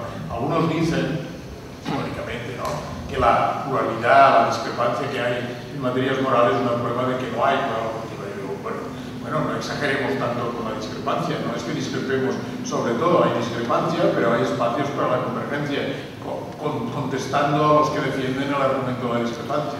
Pero no lo he dicho nunca. Bueno, a ver, yo no he querido pronunciarme aquí sobre eso. Yo personalmente defiendo un objetivismo moral de carácter constructivista. Este es el que yo defiendo, de carácter constructivista. En este sentido, y esto sí digo algo sobre ello, en este sentido creo que Rawls defiende un objetivismo de carácter constructivista. Y no solo creo, sino que en sus lecciones sobre Kant claramente se refiere a que él está, y el Kant y el constructivismo, que está de acuerdo con esto. Equilibrio reflexivo como tal podría usarlo también alguien que no fuera objetivista, pero Rawls cree que objetivista no es realista. Rawls cree que una razón es objetiva si es una razón capaz que convencería a todas las personas racionales. Esto es lo que hizo Rawls, capaz de convencer a todas las personas racionales. Y en esto piensa como escala, y piensa como tal. Entonces, en este sentido, yo creo que no hay diferencia. Yo, en este sentido, soy objetivista. Objetivista no quiere decir considerar que lo que yo digo es la verdad objetiva, sino objetivista quiere decir que estamos dispuestos a dar razones en el ámbito moral. Que el ámbito de la moral es un ámbito de las razones. Y esto es lo que negaron los más exagerados expresivistas, etc. Que el ámbito de la moral, Stevenson, que decía con razón, Horacio, Stevenson que negaba, bueno, no es de las razones porque no tiene que ver, no es una discrepancia de creencias, una discrepancia moral, es una discrepancia de actitudes. Esto es lo que decía los digamos, primeros emotivistas, claramente. Pues una cosa complicada mucho y con los expresivistas actuales ya habría que ver exactamente si no hay espacio para la objetividad en Blackwood o esto actual, que ellos parecen pensar que sí, digamos, y esto ha cambiado. Pero tradicionalmente era así. Entonces yo creo esto. Ahora, tampoco pienso, es decir, que haya diversas metaéticas no desmerece tampoco, no es un argumento contra la objetividad de la moral. Quiero decir, no hay dudas sobre la objetividad de las matemáticas, pero hay diversas filosofías de las matemáticas. Hay constructivistas en matemáticas, hay realistas en matemáticas. Hay quien cree que los números existen y hay quien cree que los números son construidos y no existen con independencia de nuestro procedimiento de construcción. Pero nadie duda de la objetividad. Quiero decir, casi nadie duda de la objetividad de las matemáticas. Quiero decir, es posible la objetividad de la moral aún con metaéticas distintas, aún con espacio para la discusión distinta. Quien dice las matemáticas, dice la lógica, dice otras partes de la filosofía, sino ¿qué sentido tendría nuestra discusión filosófica? Claramente no estamos de acuerdo en epistemología, no estamos de acuerdo en qué significa saber algo, no estamos de acuerdo los epistemólogos. Ahora creemos que es un espacio de las razones, porque si no, ¿qué estamos haciendo? Pues ¿por qué la moral no es un espacio de las razones? Yo esto Creo que es un espacio de las razones, igual que lo es la epistemología, igual que lo es... También en lógica, a veces lo he discutido esto con Eugenio Bulín, también en lógica hay muchas posiciones. Dice, no, en lógica no se discute. ¿Por qué no se discute? Pues se discute todo. No está de acuerdo el principio de equivalencia, por ejemplo, que es una cosa básica, y unos defienden la equivalencia y otros no. Bueno, pero eso no hace la lógica menos objetiva. Este es mi punto acerca de la objetividad moral. Bueno, tiene razón en que yo he planteado la cuestión a un nivel abstracto en donde es difícil las matizaciones. Pero veamos, el núcleo de mi conferencia está destinada a ver qué deben hacer los jueces, qué requiere el derecho y por lo tanto qué deben hacer los jueces cuando los textos jurídicos usan conceptos valorativos. Bueno, este es mi punto. Y esto es acotado, esto sí es acotado. Al final, he hecho esta reflexión de la política, os llevaría muy allá. Yo tampoco tengo, no esperéis esto, no soy Ronald Dworkin, yo no tengo Justice for Hedgehogs, no lo tengo. Esto yo, no tengo una teoría de la unidad del valor, no la tengo. Dworkin sí, entonces con Dworkin vamos allá. No lo tengo, no lo sé. Ahora, yo diría, solo una cosa. Yo diría, respecto a los países, esta situación que no comparten nuestro punto de vista, decía, no sé si Roberto o Marcelo ha referido a Nino, es verdad esto. Bueno, no la comparten, pero si creemos que la moral es un espacio de las razones, hemos de ser capaces de dar razones que todos acepten. Y los países ingresan con pleno derecho a la comunidad moral a discutir estas cosas con sus argumentos. Este es el punto de vista. La moral es una práctica, sí, si se quiere, universal, imperialista en el buen sentido, no en el mal sentido. En el sentido, no digamos imperialista, que tiene mal prensa y no hay forma de hacerlo bueno, abarcativa. La moral es de este tipo, es una llamada por un punto de vista común. Esto dice por esto Simon Blackburn, por un punto de vista común. Esto es lo que hacemos. Es decir, si las discusiones morales son unending, no acaban nunca. No puede ser, antes, como un ejemplo decía Horacio, la eutanasia. No se termina una discusión moral acerca de la corrección o no de la eutanasia porque uno diga, no entendía, tú eres católico, claro, tú estás en contra de acuerdo del código moral de los católicos. Yo soy utilitarista, yo estoy a favor porque pienso el utilitarismo y se acabó la discusión. Hombre, no, esto no es como si yo soy de Boca o de River. La discusión sigue, no se acaba por esta razón. Sigue la discusión por cuáles son los fundamentos que los católicos dan para esto, cuáles son los que dan los utilitaristas. Es un espacio de las razones. Esto es lo que quiero decir. Y el espacio de las razones es para todos los seres humanos. Muy brevemente, Marcelo, Ezequiel y son las últimas dos. José Juan, mi pregunta está dirigida justo a estos últimos comentarios que existen acerca de que uno no adherís a esta teoría de la unidad del valor. No tengo una teoría. Creo que necesitas una teoría a ese respecto, porque por la misma razón por la que vos pensás, yo creo, a mi juicio, plausiblemente, que el positivismo inclusivo precisa una teoría de la objetividad, porque el valor es objetivo. La razón, o tal vez el motivo, es que sin creer en la objetividad moral, el positivismo inclusivo estaría incorporando un elemento de anarquismo en el derecho, de falta de determinación, ¿no? Es decir, si el escepticismo moral fuera verdadero, incorporar la moral al derecho o reenviar a estándares morales para resolver problemas jurídicos sería como reenviar al resultado del tarot o de la lectura de la borra de café. El derecho se volvería un lío, perdería su carácter unificador, unívoco, etc. Pero con el objetivismo moral no te alcanza, porque si no tenés una teoría de la unidad del valor, si pensás, por ejemplo, como Isaías Berlín, que era un objetivista moral, pero que creía que los valores existían y eran objetivos, pero eran irreconciliables en su raíz. Los grandes valores morales no eran conciliables. Reemerge el problema de la indeterminación del derecho. mismo, reenviar a la moral implica que dar una carta blanca para que cada juez resuelva como se le ocurra, con sus emociones, sus gustos, sus preferencias, que no se pueden controlar de ninguna manera, es lo que piensa el escéptico. Pero, si no tenés una teoría de la unidad del valor, puede suceder que el reenvío a la moral implique que un caso pueda resolverse de maneras radicalmente distintas y sean igualmente válidas, porque no tenés una forma de hacer prevalecer el valor de la seguridad, de la libertad, la seguridad. De modo que la objetividad no alcanza, parece que necesitas alguna teoría por lo menos de la armonización, del acomodamiento, si no querés de la unidad, por lo menos de un acomodamiento razonable de los valores. ¿Qué se parece? Sí, yo dos cositas breves. Una, sobre la relación con la política. Esta presentación, o sea... La presentación general de que el Poder Legislativo está preocupado por un modelo de decisión más utilitarista, de satisfacción de preferencias, algo en lo que la moral no tiene mucho que decir, más que qué es lo que queremos hacer como comunidad, y que los jueces estarían en cambio asociados con un modelo de decisión vinculado a razones morales. Me parece que reconstruyen adecuadamente lo que pasa en las legislaturas, y me parece que es un modelo peligroso, además de inadecuado, ¿no?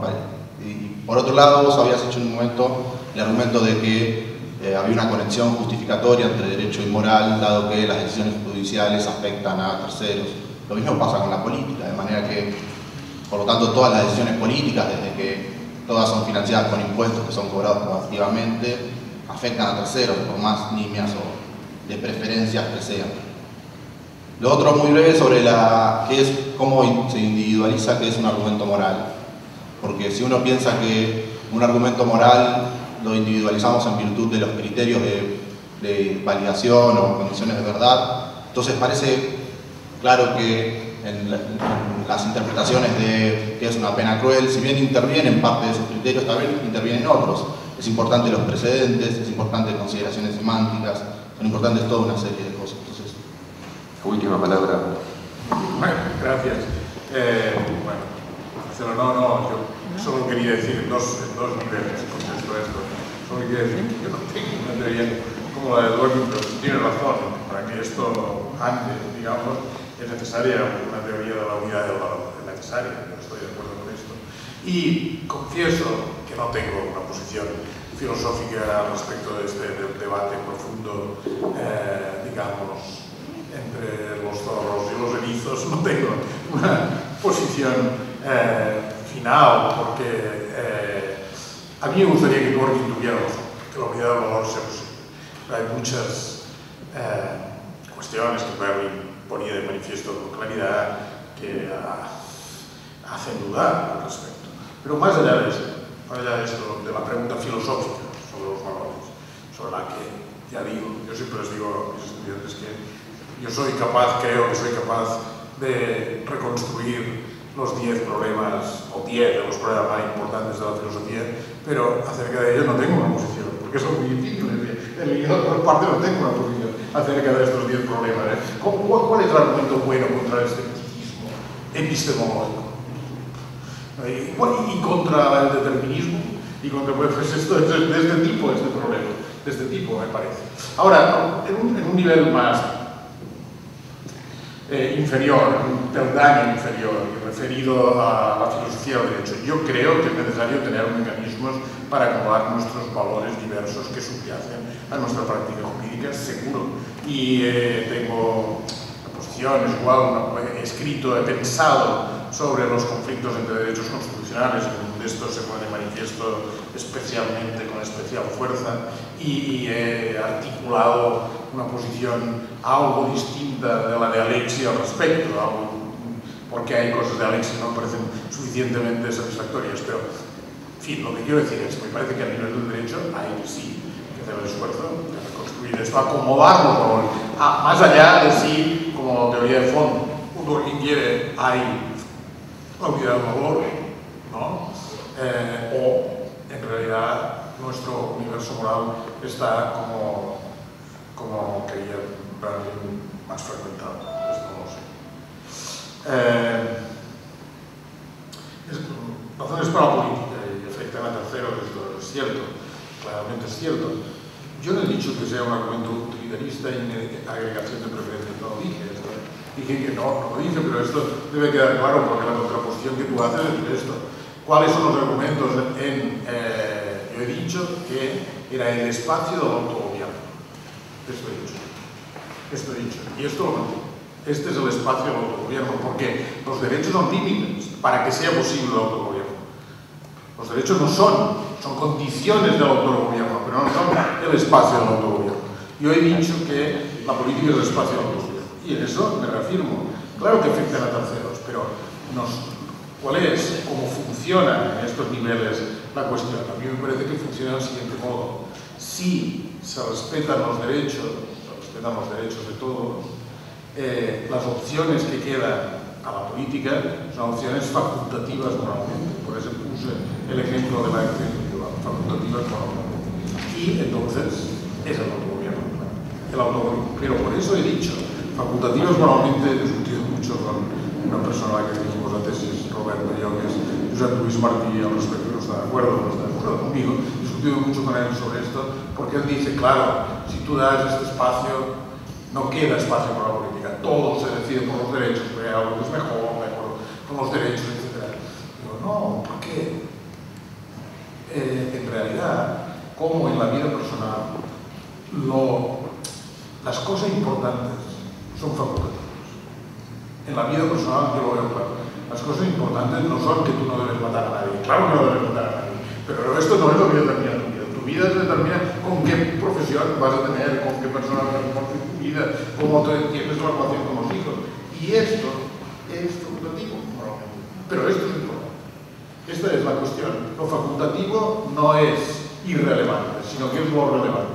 Tú pones esto y vale la analogía, esto es mucho suponer, tienes un argumento a favor del espacio de autogobierno. Creo. El argumento moral, como, bueno, es muy difícil definir cuándo es un argumento moral. Yo digo dos cosas solamente para terminar. La primera es, yo aquí decía cuando usamos conceptos, por eso he dicho conceptos valorativamente densos, cuando el derecho utiliza esos conceptos. Entonces remite a la misma. Este es un ejemplo, por lo tanto, soslayaba la dificultad. Pero puedo dar una respuesta a cuando un argumento es moral. Argumento ahora. No solo conceptos, sino argumento. Un argumento es moral cuando sus conclusiones son conclusiones que comportan el suministro de razones concluyentes para esto es lo que yo digo, porque esto es la moral de esto, es las últimas razones concluyentes para esto. Esto diría un argumento es moral cuando la conclusión del argumento es el ofrecimiento, suministro de razones que son razones concluyentes. José Juan, has permitido que estas conferencias en Nino tengan una dignísima continuidad de Dworkin y Wolfis, y te agradecemos muchísimo.